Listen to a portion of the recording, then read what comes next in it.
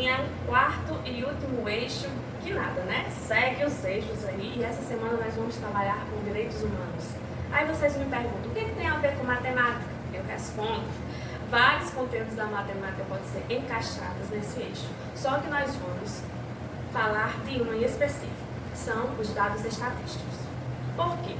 Porque é tão importante quanto a denúncia de uma mulher que sofre abuso do seu marido, ou de uma criança que foi violentada, a denúncia de uma pessoa que sofre racismo, tão importante quanto isso, também são os dados estatísticos que são levantados a partir dessas denúncias, tá certo? É a partir disso, né, que nós matemáticos fazemos os gráficos, fazemos as tabelas, fazemos uma análise de todas essas pesquisas e passamos para a população.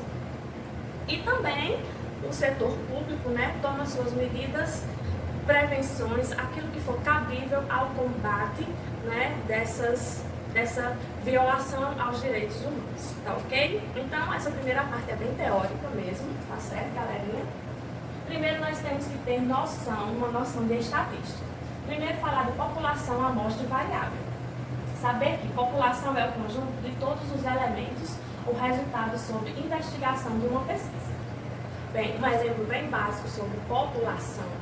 Eu decidi que eu vou fazer uma pesquisa com todos os alunos da Iniciativa Claudinho sobre bullying. Quem foi que já sofreu ou sofre bullying até os dias de hoje? Isso é um exemplo de população, certo? A população em si da minha pesquisa vai ser quem? Todos os alunos da Iniciativa Claudinho. Agora, falar sobre a amostra. A amostra é um subconjunto finito formado por elementos extraídos da população. Agora, vamos supor que eu chego lá em Simone e digo assim, Simone, quantos alunos tem aqui na Iniciativa Claudinho? Aí ela vai dizer, 460. Eu digo, é muito, pelo amor de Deus, isso demanda muito tempo.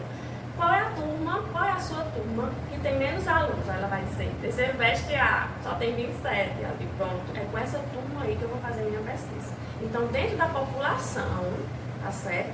Que é todos os alunos do Liceu Claudinho, eu vou pegar uma amostra, ou seja, uma parte do todo para realizar a minha pesquisa. Tá ok, galera? Agora, falar sobre variável. É uma característica ou um atributo estudado nos elementos da população. Agora, pessoal, nós vamos ver que as variáveis, elas podem ser divididas em qualitativas ou em quantitativas. As qualitativas ainda se dividem também em duas, em ordinal e nominal, e as quantitativas se dividem também ainda em discreta e contínua. Agora, falar um pouquinho dessas variáveis. Variável qualitativa. Os valores são expressos por qualidades do elemento pesquisado. Elas se dividem em duas, em variável qualitativa ordinal, onde seus valores podem ser ordenados, por exemplo, grau de escolaridade, classe social, classificação do grau de dificuldade de uma prova em fácil, médio e difícil. Ou seja, uma variável, ela depende da outra variável. A gente vê muito essa parte aí, o grau de dificuldade de uma prova. Sempre quando a gente vai nesses sites de questão, né, que a gente procura uma questão, às vezes por grau de dificuldade, né? Tem lá um banco de questões, só com questões fáceis, outra com nível médio, outra com difícil e muito difícil. Então, isso aí você está procurando uma questão de acordo com a qualidade dela, tá certo? Variável qualitativa nominal, quando seus valores não podem ser ordenados. Por exemplo, cor dos olhos, sexo e time preferido. Essa variável, uma variável não depende da outra. Ou seja, cor dos olhos. A cor do olho azul não depende da cor de olho preta, ou não depende da cor do olho castanho claro ou castanho escuro. São variáveis independentes. Uma não depende da outra. A mesma coisa com o sexo, né? Sexo feminino ou masculino. Variáveis independentes. Ok, pessoal? Agora vamos falar de variável quantitativa. Os seus valores são expressos por números, tá certo? E se divide também em duas, em discreta e contínua. A variável quantitativa discreta é quando é proveniente de contagem, ou seja, quando é expressa por um número inteiro. Exemplos: número de irmãos, quantidade de computadores. Como assim, André? Um número inteiro.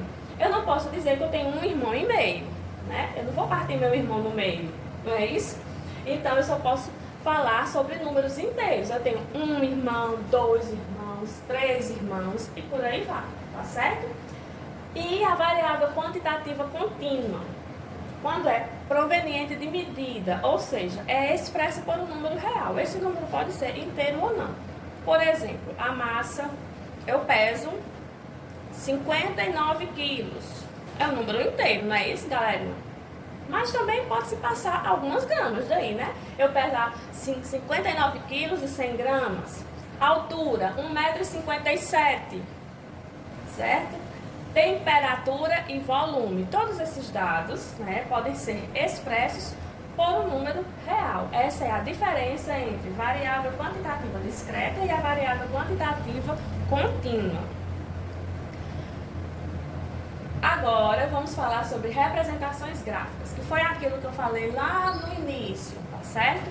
Todos os dados são convertidos em representações gráficas. E aqui eu separei 4 tipos para vocês, né? O gráfico de barras, que pode ser barras verticais ou horizontais, gráfico de segmentos, que também é conhecido por gráfico de linhas, gráfico de setores, que também é conhecido por gráfico pizza, e o gráfico múltiplo. Vamos agora falar um pouquinho sobre gráfico de barras. As barras podem ser tanto na vertical como na horizontal. O que não pode faltar em um gráfico, qualquer tipo de gráfico, pessoal, não pode faltar o título. Sem o título do gráfico, ninguém vai saber qual é o assunto que está sendo tratado naquele gráfico. Além do título também, vocês podem ver que é tipo um plano cartesiano, né? Tem o eixo X e o eixo Y. E as barras, como é que as barras devem se comportar? Elas devem ficar uma distante da outra, a mesma distância entre a primeira barra e a segunda deve ser a mesma entre a segunda e a terceira barra e a quarta, e assim por diante. Devem manter uma distância constante entre uma barra e outra. A largura da barra. Às vezes a gente constrói algum gráfico no Excel ou no Word e a gente fica mexendo na largura das barras. Tenham muito cuidado com isso, pessoal. Tentem deixar sempre a mesma largura para todas as barras. Por quê? Você, às vezes, deixa uma barra mais larga que a outra, pode induzir a pessoa, algumas pessoas que estão lendo o seu gráfico, pode induzi-las a erro.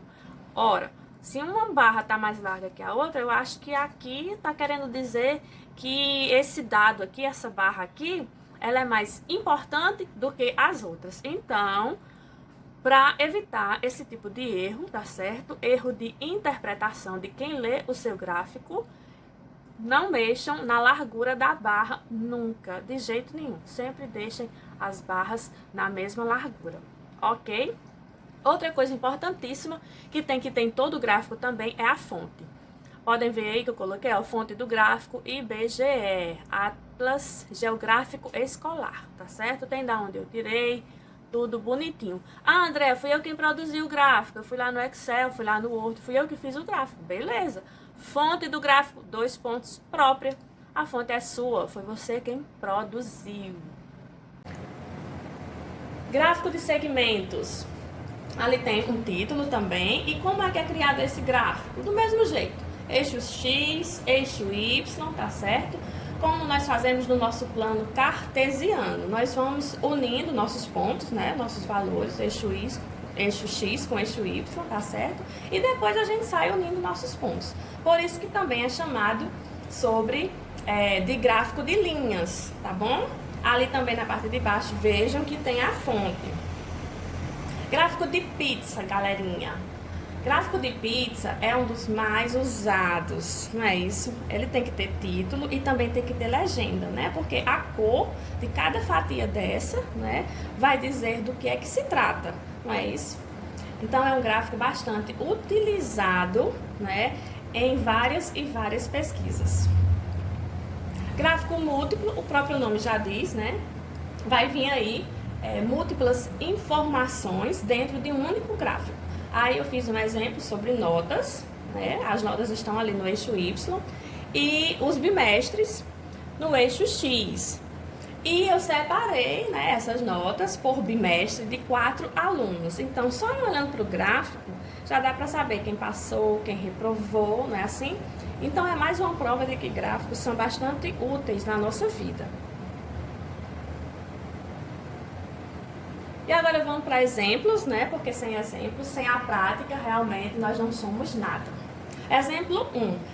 Esse exemplo aqui é de concurso, viu, galera? Que parte da estatística se preocupa apenas em descrever determinada característica da população.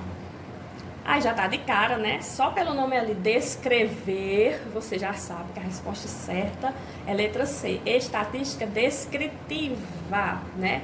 Vai descrever a característica de cada indivíduo da população.